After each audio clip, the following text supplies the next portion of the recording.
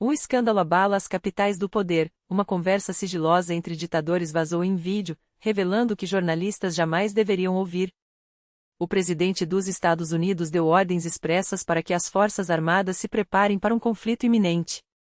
As tropas estão em estado de máxima prontidão. Quem será o adversário de Washington na próxima grande disputa global? Uma resposta contundente a Moscou.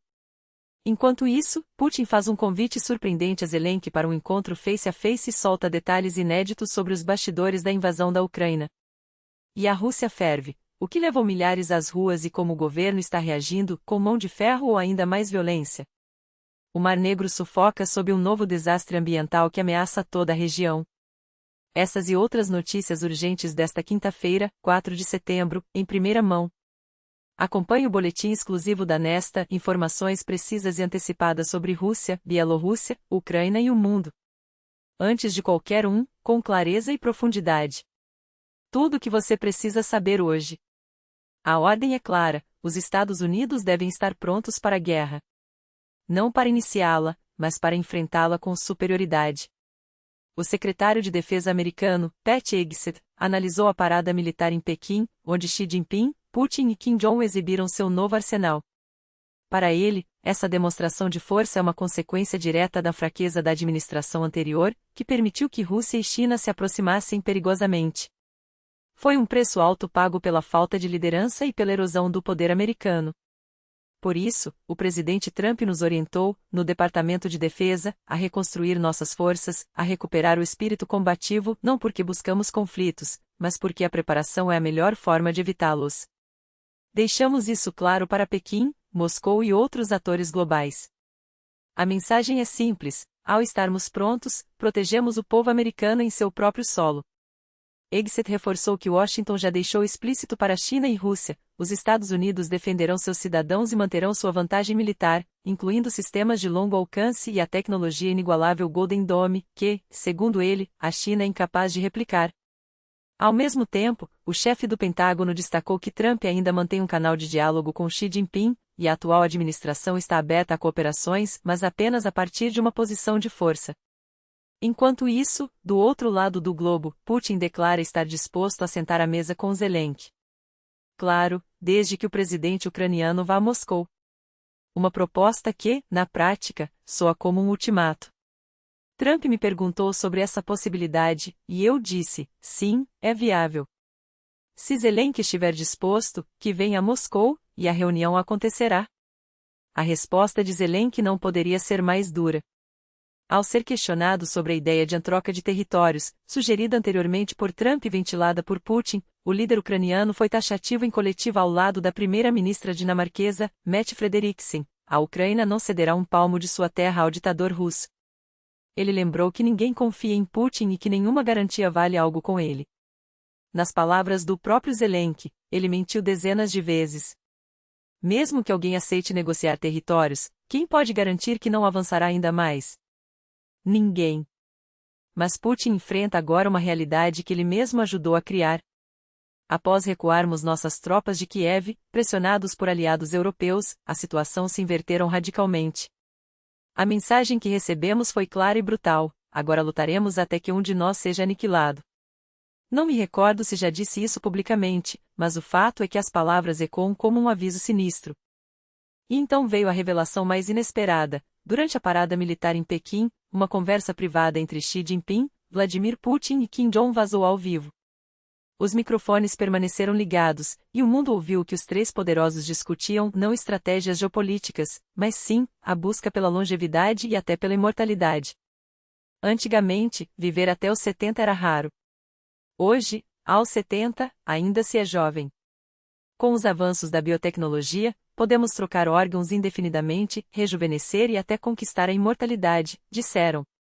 A ironia não poderia ser maior: enquanto falavam sobre eternizar suas vidas, as imagens mostravam três líderes com mais de 70 anos, Xi e Putin, ambos com 72, se preparando para novos mandatos, Kim Jong-un, com 71, sorrindo ao lado, e Lukashenko, também com 71, cambaleando atrás, enxugando suor. O vídeo se espalhou como fogo nas redes sociais, gerando deboche: ditadores que governam há décadas sonhando em viver até os 150 anos. Mas será que há apenas ironia nisso? Afinal, estamos falando de transplantologia nas mãos de homens que comandam regimes autoritários, mergulhados em guerras ou à beira de novas batalhas. O chanceler alemão, Friedrich Merz, foi direto ao ponto: Putin só sentará para negociar quando isso lhe convier. Em entrevista divulgada na noite de 2 de setembro no canal Neuschime, no YouTube, ele afirmou que o Kremlin ainda enxerga vantagens em prolongar a guerra, acreditando na possibilidade de conquistar mais territórios.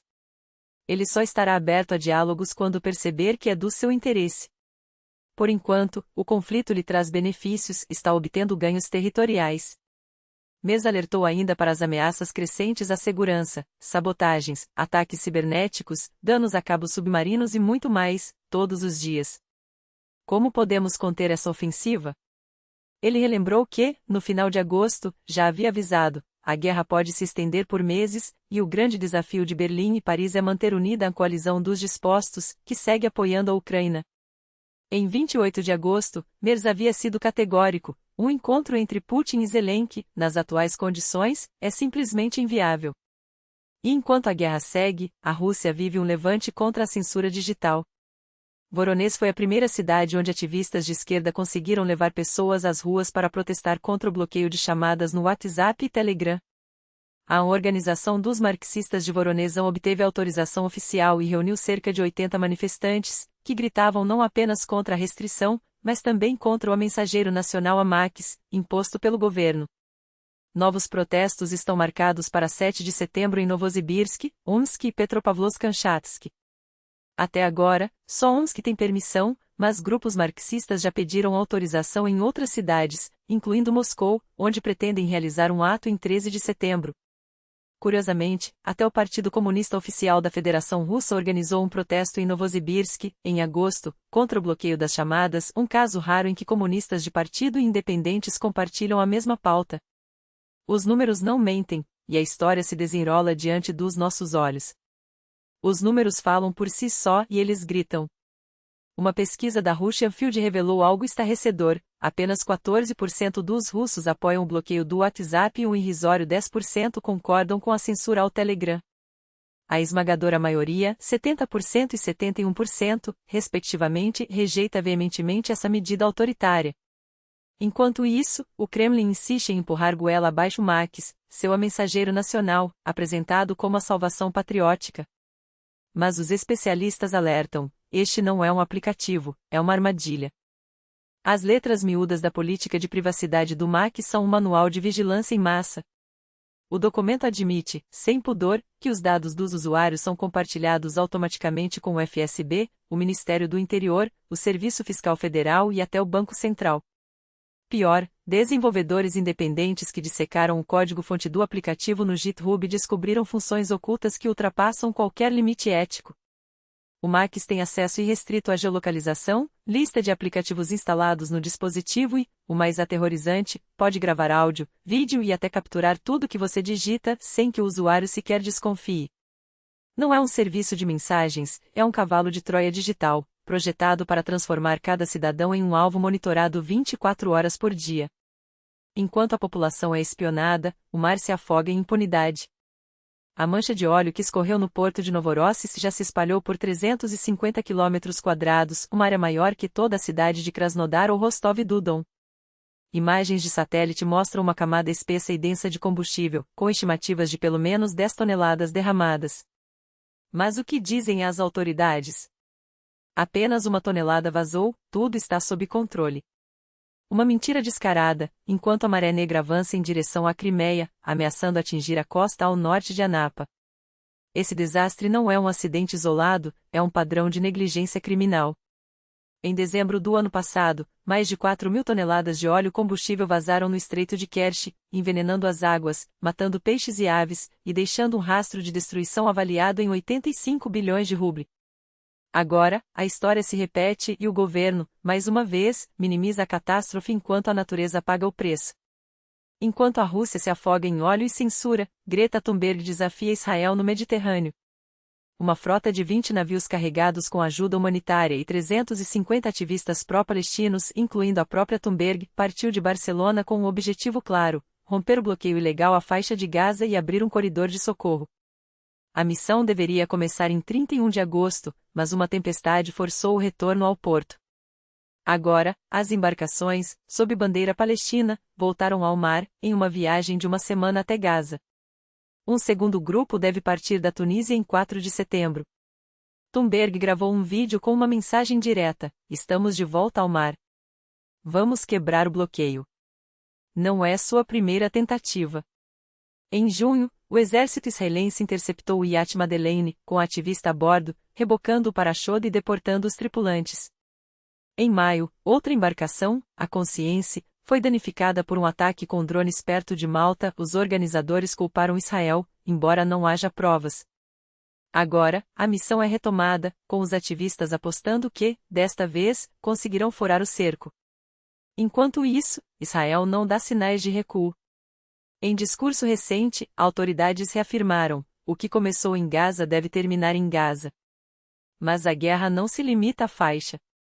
Segundo eles, o país já desmantelou a acha iraniana Andu-Hamas ao Hezbollah, passando pelo regime de Assad, que, segundo sua narrativa, estaria à beira do colapso, e pelo próprio Irã, cujas ameaças existenciais teriam sido neutralizadas. Agora, o alvo são os Houthis. A mensagem é clara: nenhuma trégua até a vitória total. E, enquanto o mundo arde em conflitos e desastres ambientais, a Argentina dança. Em Buenos Aires, casais de tango conquistaram o campeonato mundial, provando que, mesmo em tempos sombrios, a arte resiste. Um lembrete de que, entre guerras e derramamentos de óleo, a beleza ainda encontra seu espaço.